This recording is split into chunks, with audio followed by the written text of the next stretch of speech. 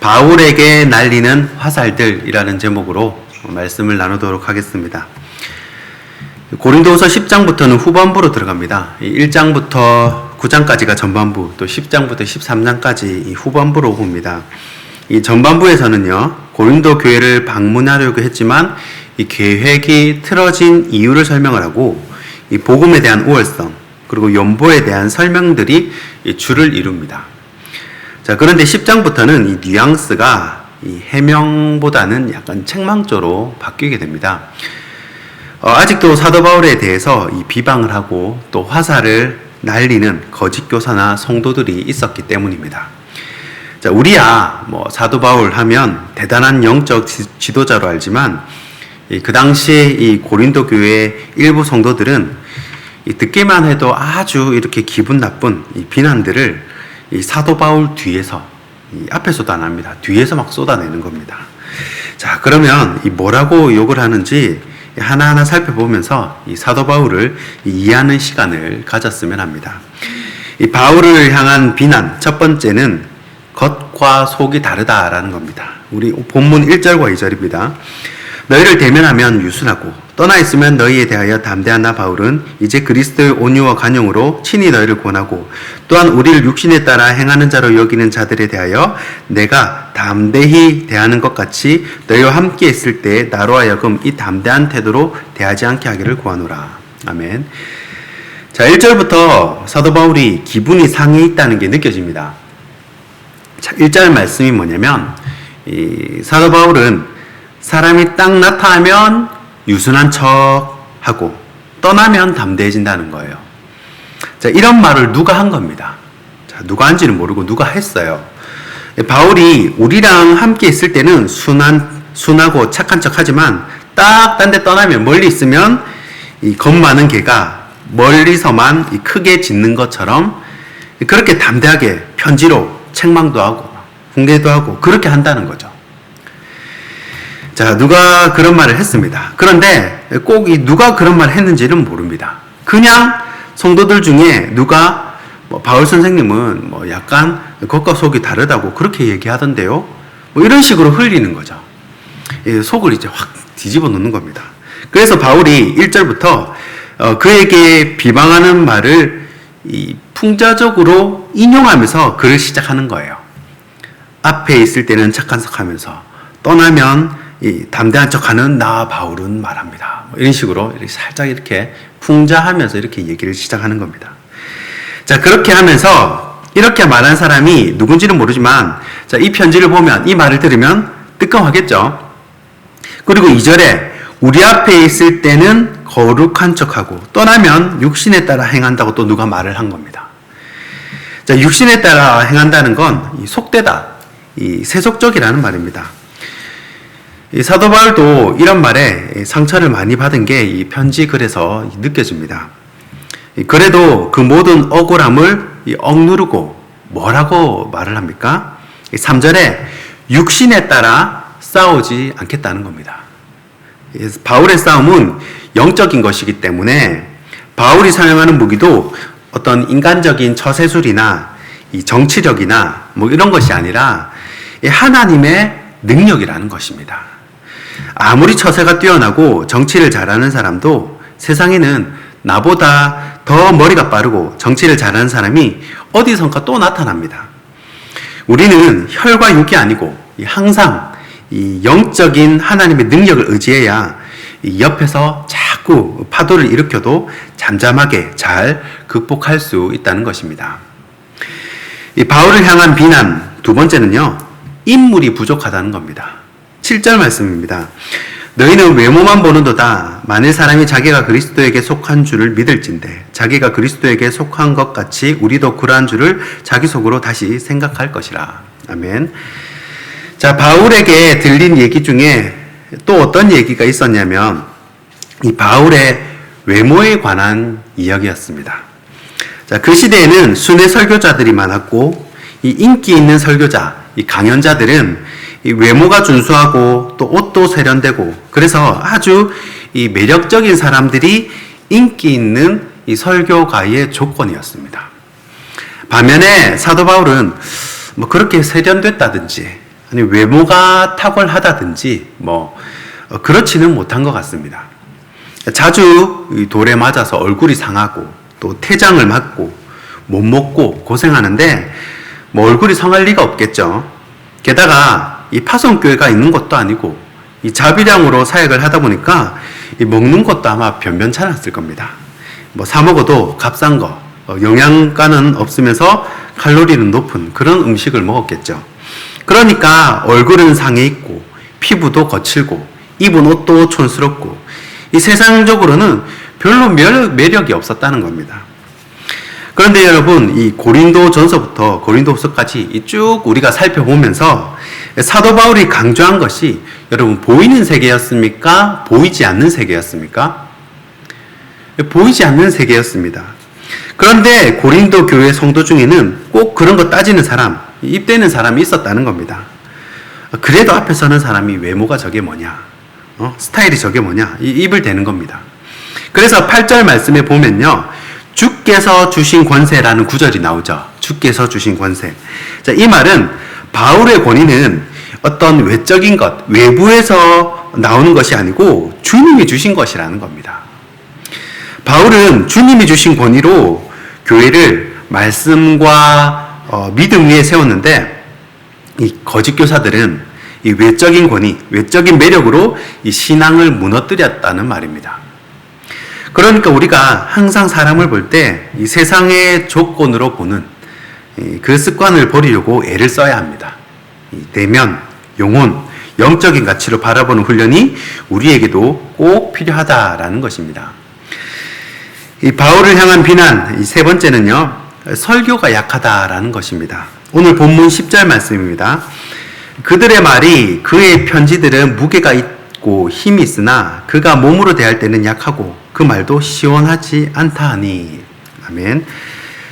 자, 사도 바울은 이 필력은 대단했는데 이 스피치는 좀 약했나 봅니다. 그러니까 성도들이 어디 가만히 있나요? 바로 입을 댑니다. 아, 사도 바울이 쓴 책은 좋던데, 편지는 좋던데, 설교는 영 시원찮네. 그러고, 말씀이 은혜가 안 되네.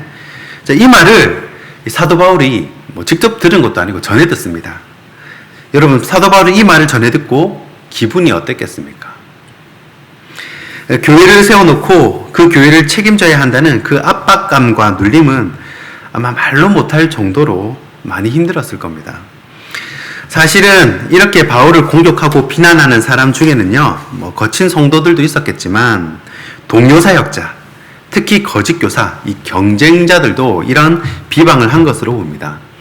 이런 이 거짓 강연자들은 순진한 고린도 교회 성도들로부터 이 금품을 갈취하기 위해서 당시 헬라 지방에서 유행하던 이런 화려한 웅변술, 이 수사법을 사용했다고 합니다. 그래서 이런 강연 한번 들으면 사람들이 그냥 꾸벅꾸벅 넘어가는 거예요. 감동을 받고 이게 설교지 그러면서 그 대표적인 예가 바로 헤롯 왕입니다. 헤롯 왕의 연설이에요. 이 사도행전 12장에 보면요, 헤롯 대왕이 연설을 하는 장면이 나옵니다. 자, 헤롯이 얼마나 스피치가 좋았냐면요, 이 당시 화려한 웅변술, 수사법, 얼마나 양질의 교육을 다 받았겠습니까? 그러니까 이 속된 말로 이 이빨이 센 거예요. 그 목사님들끼리는 이 황금 이빨이라고 그러는데, 이 영국의 이 찰스 스펄전 목사님이 이 골든 마우스라는 별명을 가지고 있습니다. 그만큼 이 설교를 잘하셨어요. 우리나라에는 이 지구촌교회 이동원 목사님이 이 한국의 골든 마우스라는 이 별명을 가지고 있습니다. 이 헤롯도 이빨을 다 금으로 해놓았는지 연설을 한번 하면 사람들이 그냥 이 감탄을 하는데, 사도행전 12장 22절 보니까 사람들이 뭐라고 하냐면, 자, 이것은 이 사람의 소리가 아니고 이 신의 소리라고 그렇게 얘기를 합니다. 그 정도로 이 헤롯이 연설을 잘했어요. 말을 잘했습니다. 자, 그런데 사도 바울은요, 그 당시에 유행했던 수사법이나 웅변술을 사용을 안 합니다. 몰라서 안 한 게 아니고 배운 게 없어서 사용을 하지 않은 게 아닙니다. 자, 2차 전도 여행 때 아덴에서 겪은 이 뼈아픈 기억 때문입니다. 자, 아테네는요, 지혜의 도시입니다. 지혜의 도시. 세상에서 말 잘하는 사람은 거기 다 모아놨습니다. 그래서 거기서 1등하면 뭐 세계 1등 뭐 그런 곳이에요. 자, 거기서 사도 바울이 자신의 화려한 웅변술로 이 설교학적으로는요 가장 완벽하고 탁월하게 설교합니다. 이 신학자들도 인정해요. 와, 이 아데네서의 설교는 가장 설교학적으로 완벽한 설교다, 탁월한 설교다라고 다 인정을 합니다. 자, 그러면 사람들이 그 설교를 듣고 변화되고 몰려와야 되잖아요. 그렇죠? 그런데 아데네서의 사역은요 완전히 실패한 사역이었습니다. 사도 바울의 그렇게 멋진 설교를 듣고도 예수 믿겠다고 찾아온 사람이 한 명도 없는 거예요. 그때 사도 바울이 깨닫습니다.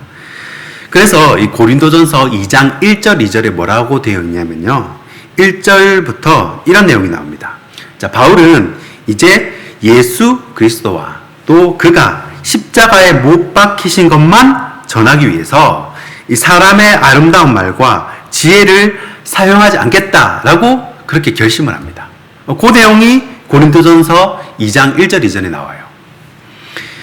이 설교를 잘하고 못하고를 이렇게 볼 것이 아니라 내 안에 진짜 예수 그리스도가 있는지, 이 십자가의 사건이 나의 사건으로 믿어지는지, 그것만 확실하면요 여러분 예배당 들어오면서부터 이렇게 눈물이 나기 시작합니다. 찬송을 부르는데 이 가사 한 소절 한 소절이 얼마나 은혜가 되는지 그냥 눈물이 줄줄줄 그냥 흘러내립니다. 그렇게 은혜가 될 수가 없어요. 저는 그것을 경험해 봤었는데, 제가 처음 이제 성령을 받을 때, 은혜를 받을 때, 그렇게 너무너무 좋더라고요. 성가대 찬양만 하면요, 그냥 눈물이 수도꼭지 틀어놓은 것처럼 그냥 흘러내립니다. 찬송을 부르는데, 제가 중학교 때로 기억하는데, 옛날에 뭐 좋은 악기가 어디 있습니까? 그래서 바이엘, 체르니 정도 치던 선생님이 나와가지고, 이 조율도 안 된 이 피아노 반주로 이 찬송을 부르는데도 그 가사가 그렇게 너무너무 좋고 은혜로운 거예요. 내가 예배에 참석하고 있다는 자체가 감사한 겁니다. 이 안에 내가 속해 있다라는 것 자체가 너무너무 행복해요. 요 안에 속해 있다는 자체가. 그렇게 행복할 수가 없어요. 말씀을 맺겠습니다.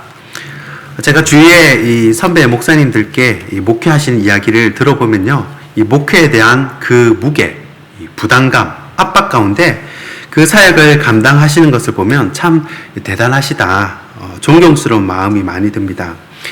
유기성 목사님 설교 중에요, 이런 말씀을 솔직히 하시더라고요. 본인이 그래도 부교육자 때는 성도들한테 칭찬을 많이 받았답니다. 우리 유기성 목사 참 잘하신다고 막 칭찬을 많이 받았대요. 그런데 이 단입이 되니까 아무도 자기한테 칭찬을 안 해주더라는 겁니다. 자기도 칭찬을 받고 싶은데 당연하게 생각하고. 그래서 자기도 이제 담임 목사지만 이 칭찬을 받고 싶은 때가 있는 겁니다. 그래서 성도들이 목사님 너무 좋습니다. 목사님 은혜 받았습니다. 목사님 때문에 너무 행복합니다. 이런 칭찬을 받고 싶은데 아무도 자기한테는 이 칭찬을 안 해주더라는 겁니다.